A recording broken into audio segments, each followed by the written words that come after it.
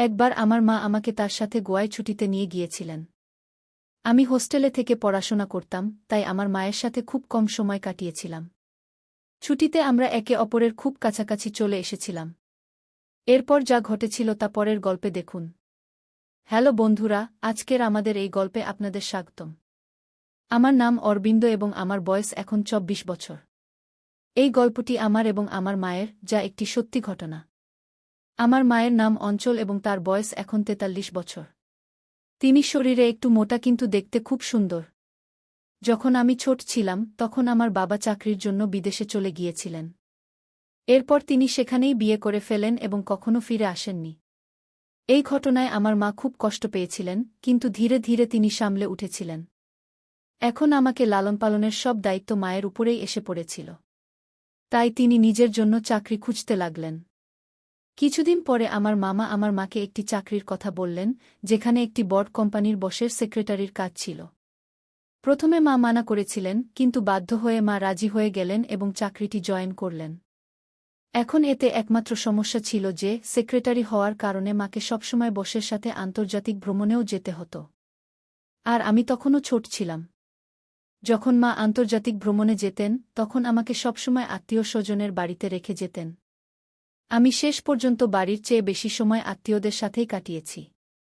যখন তিনি ছোট ভ্রমণে যেতেন তখনও আমাকে আমার নানির বাড়িতে রেখে যেতেন। কিছুদিন পরে আমাকে বোর্ডিং স্কুলে পাঠিয়ে দেওয়া হয়েছিল এবং আমি সেখানেই হোস্টেলে থাকতে শুরু করলাম। যখন আমি কলেজে এলাম তখনও আমি ডরমিটরিতে থাকতাম। সেই বছরগুলিতে আমি আমার মাকে শুধুমাত্র গ্রীষ্মের ছুটিতেই দেখতাম। সেটাও তখন যখন আমরা বিশ্বের কিছু সেরা জায়গা ছুটি কাটিয়েছি। দুর্ভাগ্যবশত তার এই চাকরির কারণে এই সুযোগ সাধারণত ৪ বা ৫ দিনের বেশি স্থায়ী হতো না। গ্র্যাজুয়েশনের পরে আমি গ্রীষ্মে কিছু মহিলা বন্ধুর সাথে ডেটিং করে নিজেকে ব্যস্ত রাখার পরিকল্পনা করেছিলাম।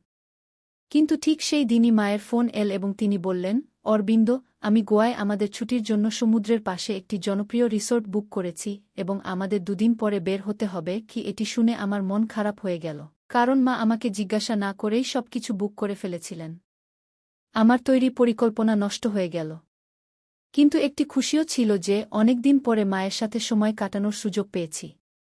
তাই আমি সবকিছু ভুলে খুব খুশি হয়ে গেলাম। পরের দিন সকালে আমি ডরমিটরি থেকে বাড়ির জন্য বের হয়ে গেলাম। যখন আমি বাড়ি পৌঁছালাম তখন মাও বাড়ি এসে গিয়েছিলেন।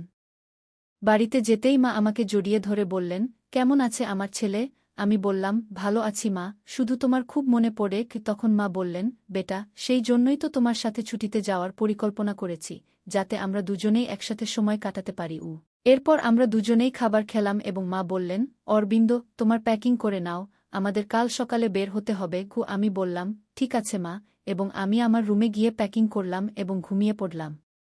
পরের দিন সকালে আমরা দুজন গোয়ার জন্য বের হয়ে গেলাম এবং দুপুরের মধ্যে গোয়া পৌঁছে গেলাম। সেখানে পৌঁছে আমি দেখলাম যে মা হোটেল না নিয়ে সরাসরি সমুদ্রের পাশে একটি ছোট্ট আতার পর হঠাৎ করেই মা আমার জীবনে অনেক বেশি আগ্রহ নিতে শুরু করলেন এবং আমরা কথা বলতে অনেক সময় কাটাতে লাগলাম। তাকে কাছে থেকে দেখলে আমি বুঝতে পারতাম যে তিনি এখনও ভালো অবস্থায় আছেন। সমুদ্র সৈকতে অনেক পুরুষ আমার মাকে তাকিয়ে থাকত, কিন্তু তিনি তাদের অবহেলা করার ভান করতেন। শেষ দিনে আমরা আমাদের সানবেড এবং ছাতা দ্রুত সৈকতে রেখে আমাদের ভিলায় ফিরে এলাম। কাপড় বদলে আমরা একটি স্থানীয় রিসোর্টের ছাদে রাতের খাবার খেতে গেলাম। রিসোর্টে আমরা একটি মার্টিনির সাথে সালাদ, তারপর লবস্টার এবং অন্যান্য সামুদ্রিক খাবার খেলাম। রাতের খাবারের পর তিনি ফ্রেঞ্চ হোয়াইট ওয়াইন দিয়ে শুরু করলেন। এরপর আমরা রিসোর্টের পাশের রাস্তায় হাঁটতে বের হলাম। রঙিন ভিড়ের মধ্যে হাঁটতে হাঁটতে আমরা বার এবং ক্যাফেতে বাজানো সঙ্গীত শুনতে পাচ্ছিলাম। মা আমার হাত ধরে হাঁটছিলেন। তখনই আমি তাকে বললাম, মা, আশেপাশের লোকেরা কি ভাবছে? মা তখন বললেন, ভাবতে দাও, আমাদের কি আসে যায়? তার এই কথা শুনে আমি হতবাক হয়ে গেলাম এবং ভাবতে লাগলাম, শেষ পর্যন্ত আমার মা কেন এমন কথা বলছেন। যখন আমরা বাড়ি পৌঁছলাম তখন আমরা সূর্যাস্ত উপভোগ করার জন্য ছাদে বসলাম। মা তার ব্যাগ থেকে একটি শ্যাম্পেনের বোতল বের করলেন এবং আমাকে খুলতে বললেন। তারপর তিনি পাতলা শ্যাম্পেন গ্লাসে শ্যাম্পেন ঢেলে আমাকে দিলেন। তিনি আমার পাশে বসলেন এবং তার গ্লাস থেকে আমাকে পান করাতে লাগলেন এবং বললেন, আমার ছেলে কত বড় হয়ে গেছে। তারপর তিনি আমাকে মাথা থেকে পা পর্যন্ত এক ভিন্ন দৃষ্টিতে দেখছিলেন। কিছুক্ষণ পর আমরা বাড়ির ভেতরে চলে এলাম। ভেতরে এসে মা একটি হালকা নীল রঙের গাউন পরলেন এবং আমরা বসে শ্যাম্পেনের সাথে গল্প করতে লাগলাম। তিনি তার পা আমার দিকে থাকা চেয়ারে রাখলেন। এটি দেখে আমি বুঝতে পারছিলাম না যে মা কেন এই সব করছেন। প্রথমে আমি কিছুটা অস্বস্তি বোধ করছিলাম, কিন্তু কিছুটা শ্যাম্পেন খাওয়ার পর আমি সাহস করে তার দিকে তাকালাম। তখন আমি দেখলাম যে তার মুখে আজ এক ভিন্ন অভিব্যক্তি ছিল। আমার এইভাবে তাকানো তাকে মোটেও বিরক্ত করছিল না।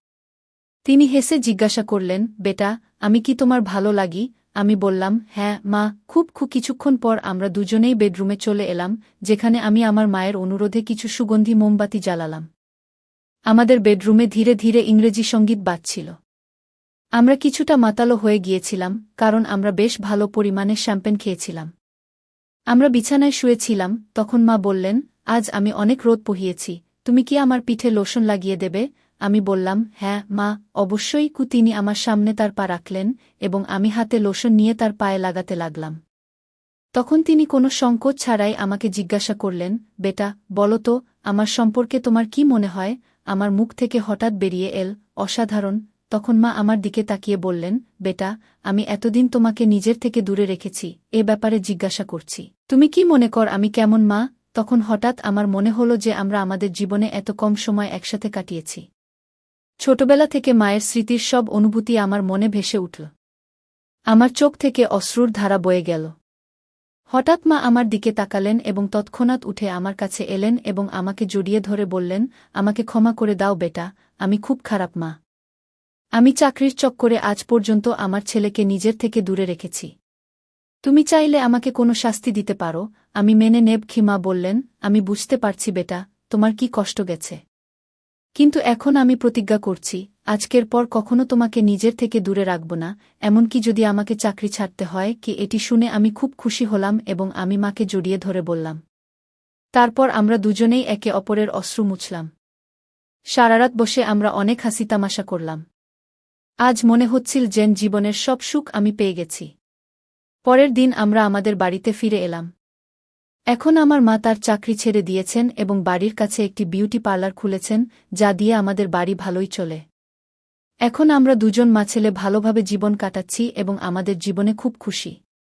তাই বন্ধুরা, এটি ছিল আমাদের ছোট্ট মা-ছেলের গল্প। আপনি এই গল্পটি কেমন লাগলো কমেন্ট করে অবশ্যই জানাবেন। যদি